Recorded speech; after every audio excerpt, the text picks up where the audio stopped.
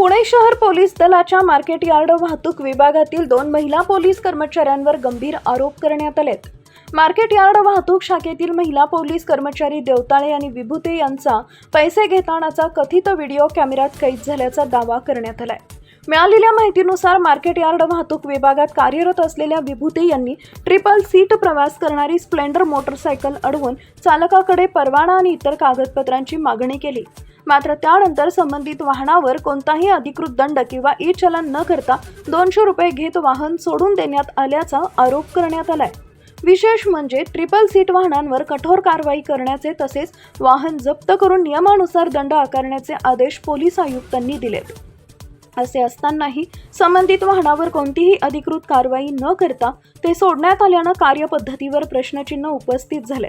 Times of महाराष्ट्रानं या प्रकरणाची पडताळणी करण्यासाठी संबंधित वाहन क्रमांक ई चलन प्रणालीमध्ये तपासल्यावर त्या वाहनाचा शेवटचा दंड 26 डिसेंबर 2022 ला नोंद झाल्याचं दिसून आले।